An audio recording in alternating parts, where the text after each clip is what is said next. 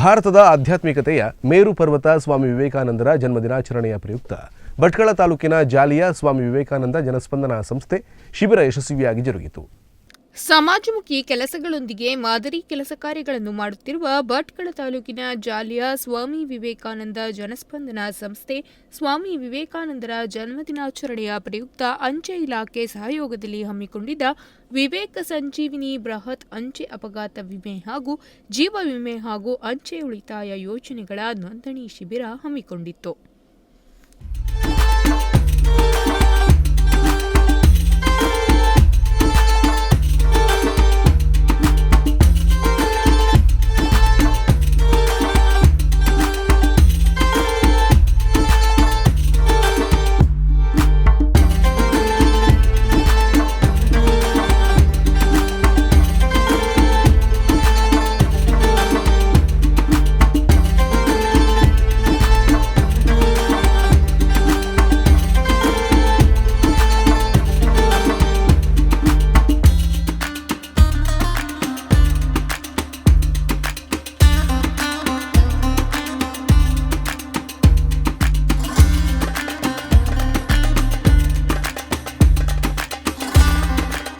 ಜಾಲಿಯ ನಾಮಧಾರಿ ಸಭಾಭವನದಲ್ಲಿ ಹಮ್ಮಿಕೊಂಡಿದ್ದ ಶಿಬಿರವನ್ನು ನಿವೃತ್ತ ಮುಖ್ಯ ಕಾರ್ಯನಿರ್ವಾಹಕರು, ಜಾಲಿಯ ಗ್ರಾಮೀಣ ವ್ಯವಸಾಯ ಸಹಕಾರಿ ಸಂಘದ ಮಾಜಿ ವ್ಯವಸ್ಥಾಪಕ ನಿರ್ದೇಶಕರಾದ ಶಾಂತಾರಾಮ್ ಎಸ್ ನಾಯ್ಕ್ ಅವರು ಉದ್ಘಾಟಿಸಿದರು.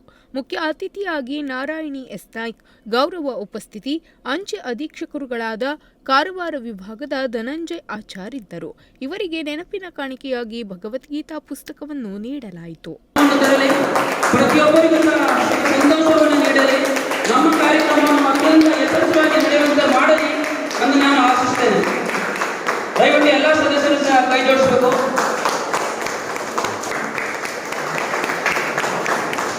150ಕ್ಕೂ ಅಧಿಕ ಗ್ರಾಮಸ್ಥರು ಇದರ ಸದುಪಯೋಗ ಪಡೆದುಕೊಂಡರು. ಗ್ರಾಮದಲ್ಲಿ ಕಡು ಬಡತನ ಇರುವ 20ಕ್ಕೂ ಹೆಚ್ಚು ಜನರಿಗೆ ಸಂಸ್ಥೆಯಿಂದಲೇ ಹಣ ಭರಿಸಿ ವಿಮೆ ಮಾಡಿಸಲಾಯಿತು.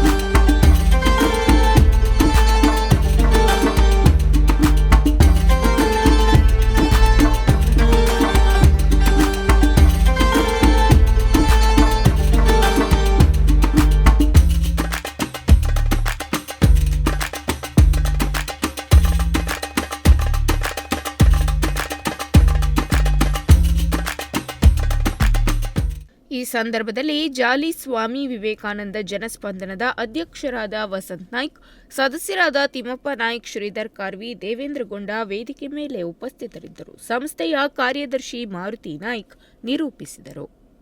ಉದಯ್ ನಾಯ್ಕ್, ನುಡಿಸಿರಿ ನ್ಯೂಸ್, ಭಟ್ಕಳ.